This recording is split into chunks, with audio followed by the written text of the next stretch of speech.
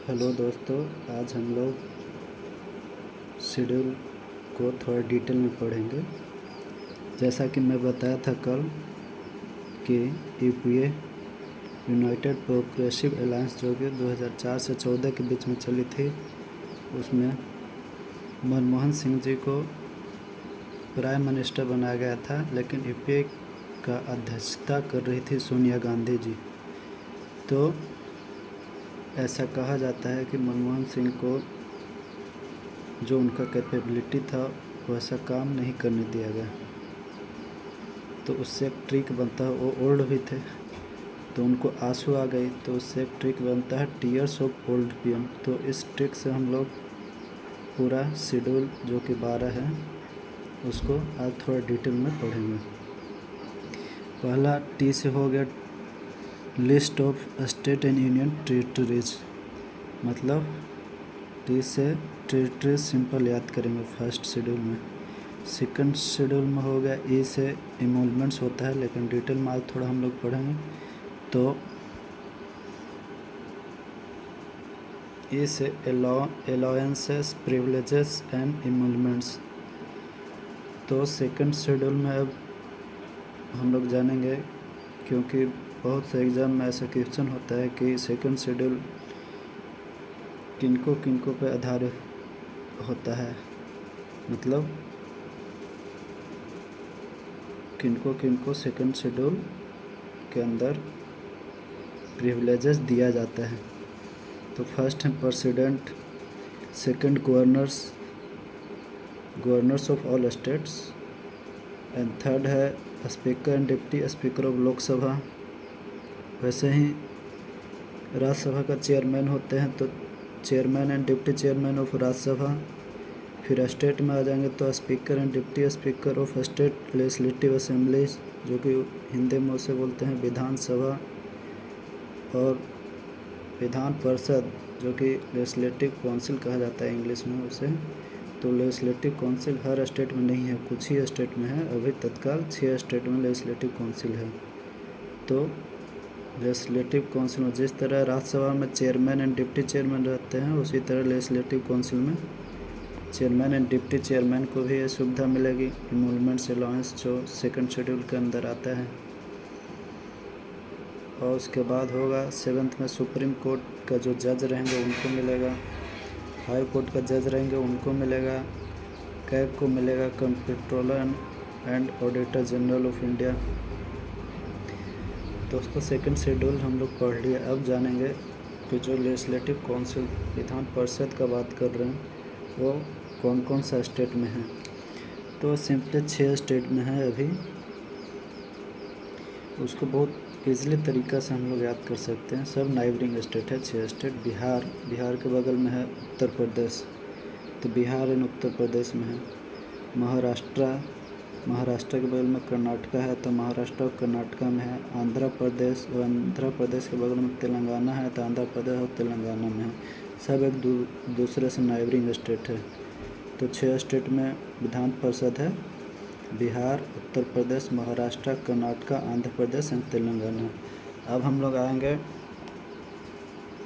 Third schedule पे, जो कि ओथ एंड अफर्मेशन के बारे में बात करता है। तो थर्ड शेड्यूल में कौन कौन सा मिनिस्ट्री किनको किनको ओथ एंड अफर्मेशन दिया जाता है थर्ड शेड्यूल में, ये भी क्वेश्चन बहुत सारे कॉम्पिटिटिव एग्ज़ाम में पूछी जाती है। जैसे किसी एग्ज़ाम में पूछ दिया जाता है कि प्रेसिडेंट को ओथ एंड अफर्मेशन क्या दिया जाता है थर्ड शेड्यूल के अंदर में, तो वो नहीं होगा, वो गलत हो जाएगा। प्रेसिडेंट थर्ड शेड्यूल के अंदर में ओथ एंड अफर्मेशन नहीं दी जाती है। तो हम लोग देखें थर्ड शेड्यूल में किनको किनको ओथ एंड अफर्मेशन दिया जाता है। तो इंडियन मिनिस्ट्रीज़ को दिया जाता है, पार्लियामेंट इलेक्शन कैंडिडेट्स को दिया जाता है ओथ एंड अफर्मेशन, एमपीज़ को दिया जाता है, सुप्रीम कोर्ट जजेस को दिया जाता है, कैग को दिया जाता है, जो कि हम लोग ऊपर में भी देखे थे इमोलमेंट्स अलाउंस में, सेकंड शेड्यूल में भी कि कैग को दिया जाता है। थर्ड शेड्यूल में भी कैग कवर है।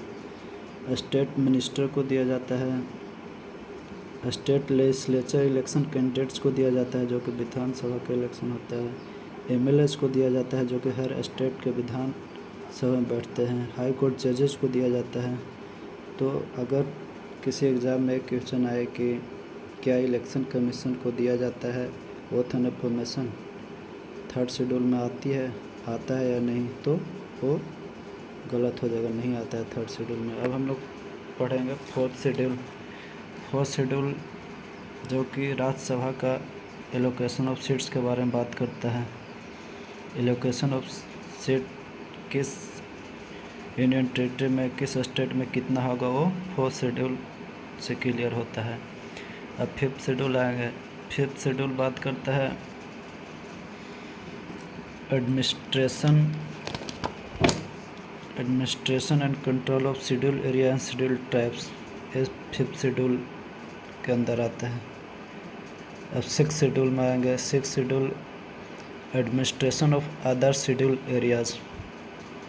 सब हम टीयर्स ऑफ ओल्ड पीएम पे ही बैठे हैं, जैसे वो से होगा अदर शेड्यूल एरिया। तो सिक्स शेड्यूल में कौन कौन सा स्टेट कवर करते हैं उसको हम लोग बहुत इजीली याद कर सकते हैं। ट्रिक है एटीएम मशीन, जो कि 4 स्टेट है। ए से आसाम, टी से त्रिपुरा, एम से मेघालय एंड मशीन से मिजोरम। तो एटीएम मशीन से हम लोग सिक्स शेड्यूल में कौन कौन सा स्टेट आता है वो याद कर सकते हैं। अब सेवन्थ शेड्यूल में फेडरल स्ट्रक्चर के बारे में बात होता है, जो कि 3 list union, concurrent and state list में बांटा गया है। यूनियन लिस्ट में करंटली 97 सब्जेक्ट आते हैं, स्टेट लिस्ट में 66 सब्जेक्ट आते हैं, कंकरेंट लिस्ट में 47 सब्जेक्ट आते हैं। ये भी बहुत क्वेश्चन पूछे जाते हैं कि कौन सा सब्जेक्ट कौन सा लिस्ट में है, तो हम लोग दूसरा वीडियो में कवर करेंगे, लेकिन ये इम्पोर्टेंट क्वेश्चन है जो कि बहुत से एग्ज़ाम में पूछे जाते हैं। 8वां शेड्यूल है ऑफिशियल लैंग्वेज के बारे में बात करता है, जो कि टोटल अभी करेंटली 22 ऑफिशियल लैंग्वेजेस है। तो 22 ऑफिशियल लैंग्वेज में हम लोग ऐसे देख लेंगे, ज़रूरी नहीं है कि सब 22 में 22 याद ही हो, लेकिन पूछे जाते हैं। इसमें मेनली क्वेश्चन पूछे जाते हैं कौन सा लैंग्वेज कौन सा कॉन्स्टिट्यूशनल अमेंडमेंट के तहत ऐड किया गया, जैसे मैथिली जो कि 92nd अमेंडमेंट एक्ट 2003 के तहत ऑफिशियल लैंग्वेज में ऐड किया गया था। अब मान के चलिए पूछ दिया जाएगा कि क्या भोजपुरी ऑफिशियल लैंग्वेज है, तो आंसर होगा नहीं। दोस्तों हम लोग बहुत इजीली ये सब याद कर सकते हैं।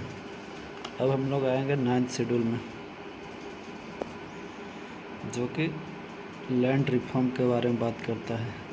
एवोल्यूशन ऑफ जमींदारी सिस्टम ये सब 9th शेड्यूल के अंदर हुआ था। ये फर्स्ट अमेंडमेंट एक्ट ऑफ 1951 के तहत हुआ था, जो कि जो सब्जेक्ट्स और लॉ 9th शेड्यूल में डाल दिया गया था, उसे जुडिशल रिव्यू नहीं कर सकता है सुप्रीम कोर्ट या कोई भी हाई कोर्ट। एवोल्यूशन ऑफ जमींदारी इससे हुआ था, लेकिन 2007 में सुप्रीम कोर्ट का ऑर्डर आया कि जो भी सब्जेक्ट और जो भी लॉ बना जो 9th शेड्यूल में डाला गया है, वो केशवानंद भारती केस के बाद, जो कि 24 अप्रैल 1973 को जजमेंट हुई थी केशवानंद भारती केस में, तो उसके बाद जो भी लॉ बना और 9th शेड्यूल में डाला गया उसको जुडिशियल रिव्यू संभव है। तो अब सुप्रीम कोर्ट या हाई कोर्ट कोई भी जुडिशियल रिव्यू कर सकती है वैसा मैटर को जो 9th शेड्यूल में 1973 के बाद डाला गया हो। अब आएंगे 10th schedule. 10th schedule simply है disqualification on the ground of defection, anti defection law. बहुत से एग्जाम में सिंपली पूछ दिया जाता है कि कौन सा अमेंडमेंट एक्ट के तहत एंटी डिफेक्शन लॉ बनाया गया, तो 52nd अमेंडमेंट एक्ट ऑफ 1985 के तहत। अभी बहुत से स्टेट में MLA MP एक पार्टी से दूसरे पार्टी में इधर से उधर जा रहे हैं, जो कि बहुत रिलेवेंट है। अभी महाराष्ट्र में युवा पंचायत के बात होता है, जो कि हम सब जानते हैं कि अमेंडमेंट एक्ट ऑफ 1992 के तहत लाया गया। इसमें 29 मैटर्स हैं। ये भी एग्ज़ाम में पूछा जाता है कि पंचायत में कितने मैटर्स है, तो 29 मैटर्स हैं। अब आ गया लास्ट शेड्यूल जो कि एम से है, म्यूनिसिपैलिटीज़। तो म्यूनिसिपैलिटीज़ 74th अमेंडमेंट एक्ट 1982 के तहत लाया गया, जो कि उसमें 18 मैटर है। तो पंचायत में 29 मैटर एंड म्यूनिसिपैलिटीज़ में 18 मैटर, जो याद रखना बहुत ज़रूरी है। तो अब हम लोग पूरा समझ सकते हैं कि टीयर्स ऑफ ओल्ड पीएम से हम लोग पूरा 12 शेड्यूल याद कर सकते हैं। टी से टेरिटरी, ए से मूवमेंट्स, ए से अफर्मेशन, आर से कितना राज्यसभा सीट है 100, एस से शेड्यूल एरियाज, ओ से अदर शेड्यूल एरियाज, एफ से फेडरल स्ट्रक्चर जो कि state, union and concurrent list है, एंड ओ से ऑफिशियल लैंग्वेज, ओ से ऑफिशियल लैंग्वेज होगा, एल से लैंड रिफॉर्म हो जाएगा, डी से डिफेक्शन और पी से पंचायत, एम से municipalities. Thank you so much.